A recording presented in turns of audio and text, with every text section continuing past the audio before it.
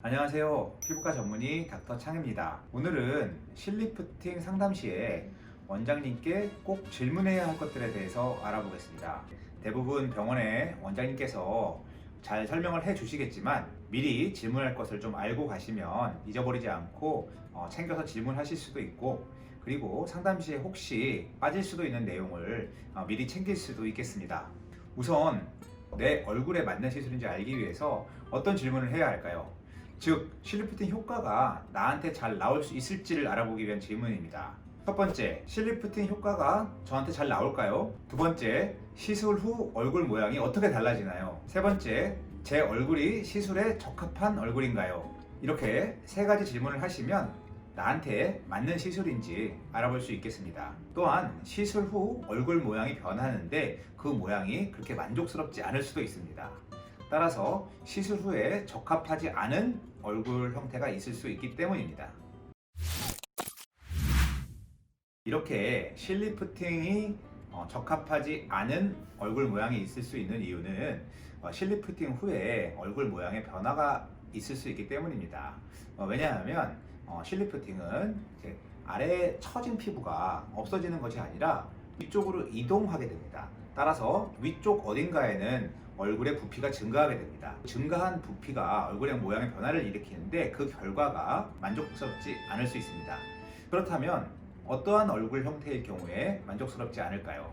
첫 번째는 얼굴이 비교적 넓은 분들입니다. 보통 분들은 괜찮으신데 유난히 얼굴이 좀 넓은 분들은 시술 후 결과가 그렇게 예쁘지 않을 수 있습니다. 또한 얼굴 살이 많은 분들입니다. 적당히 많은 거 아니로 좀 과하게 많다면 시술 후 결과가 예쁘지 않을 수가 있습니다. 얼굴 모양에 적합한 시술 방식을 써서 최대한 시술의 효과를 끌어올리긴 하지만 그렇지 않은 경우도 있을 수 있기 때문에 이러한 경우에는 신중하게 접근하시기를 바랍니다. 다음 질문입니다. 시술 후 회복 기간이 얼마나 되는지 물어봐야 합니다. 왜냐하면 시술하면 회복하는 데 시간이 걸리는데 그 사이에 사람을 만나거나 약속을 잡는 데는 좀 무리가 있을 수 있겠죠. 미리 회복 기간을 알아두고 거기에 따라서 스케줄을 조정하는 것이 좋겠습니다. 시술 후 회복 기간은 사용하는 실의 종류, 개수, 모양에 따라서 좀 달라지게 됩니다. 일반적으로 많이 사용하는 코고실의 경우에는 대개는 일주일 정도의 회복 기간이 걸립니다. 하지만 한 2주 정도 여유를 두시고 일정을 잡으신다면 넉넉하게 회복할 수 있는 기간이 있겠습니다. 우리가 모노실을 사용하는 경우, 즉 짧고 가는 실을 얼굴에 수십 개 삽입을 하는 경우에는 주로 바늘을 이용하기 때문에 멍이 들 수 있습니다. 멍이 들면 약 1, 2주의 회복 기간이 걸리게 되겠습니다. 하지만 요즘에는 캐뉼라를 이용해서 멍이 들지 않게 모노실을 삽입하는 방법도 있어서 상담할 때 잘 물어보시는 게 좋겠습니다. 다음 질문은 통증은 어느 정도 되는지에 대한 질문입니다. 특히 통증에 민감하신 분들은 이 부분에 대해서 미리 꼭 체크를 하시는 게 좋겠습니다. 통증은 어떤 시술하시는 원장님에 따라서 시술 방법에 따라서 차이가 많이 나게 됩니다. 어떤 병원에서는 수면 마취를 하기도 하고, 또한 어떤 병원에서는 국소 마취만 이용해서 시술을 하기도 하고, 실이 지나가는 방향 그 길이에 대해서 꼼꼼하게 다 주사를 해서 마취를 하는 경우도 있겠지만은 실이 들어가는 입구에만 마취를 하는 경우도 있겠습니다. 저의 경우 가급적 수면 마취는 권하지 않고 있고요. 실이 지나가는 길을 따라서 꼼꼼하게 국소 마취를 해서 시술 시 가급적 통증을 줄이려고 노력하고 있습니다. 통증이 없어야 재시술에 대한 두려움도 없고 편하게 시술 받을 수 있다는 장점이 있겠습니다. 다음 질문은 시술 후에 다시 내원해야 하는 경우입니다.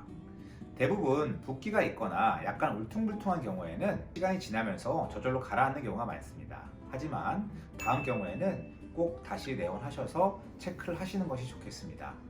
첫 번째, 움푹 패인 곳이 있는 경우입니다. 우리가 흔히 딤플이라고 표현하는데 얼굴의 특정 부위가 움푹 들어간 곳이 있으면 체크하시는 것이 좋겠고요. 두 번째, 실이 튀어나오거나 튀어나올 듯이 만져지는 경우입니다. 세 번째, 시술 부위에 통증이 지속되는 경우입니다.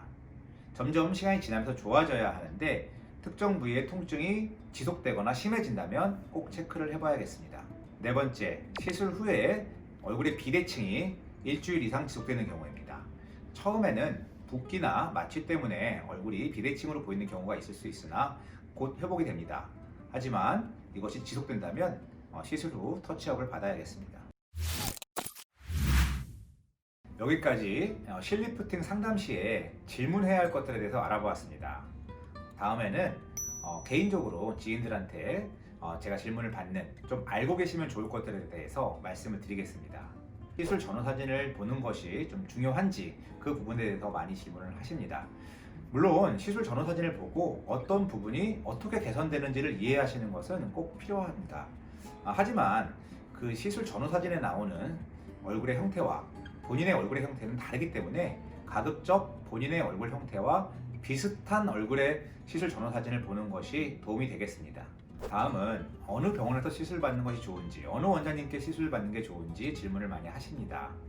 물론 지인 중에 먼저 시술을 받은 분들한테 소개를 받는 것이 어떻게 보면 가장 좋지만, 그렇지 않은 경우에는 해당 분야의 전문가를 찾아보는 것이 좋겠습니다. 경험이 많고 경력이 많은 그런 원장님께 시술을 받는 것이 좋겠습니다. 단순히 비용이나 전후 사진, 시술 후기 등만을 보고 선택을 하기보다는 꼼꼼하게 원장님의 경력 사항을 체크해 보시는 것이 좋겠습니다. 마지막으로 실리프팅을 어떤 분들께 주로 추천드리는지 질문을 많이 받습니다. 저는 주로 이런 분들께 추천드립니다. 첫 번째, 레이저 등을 이용한 리프팅보다 더 드라마틱한 효과를 찾는 경우. 두 번째, 입가 심술보나 턱 라인이 주로 처져서 이 부위의 개선을 원하는 경우. 세 번째, 즉각적인 효과를 원하는 경우에 주로 추천드립니다. 다만 아까 말씀드린 것처럼 얼굴이 너무 넓은 경우와 살이 많은 경우에는 상담을 통해서 신중하게 결정하시기를 권해드립니다. 자세한 내용은 전에 찍은 실리프팅 영상을 참고하시면 되겠습니다.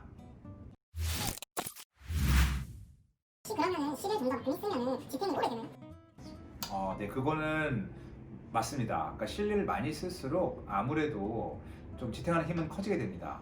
하지만 이제 그렇다고 무조건 많은 실을 쓰는 것만이 능사는 아니고요.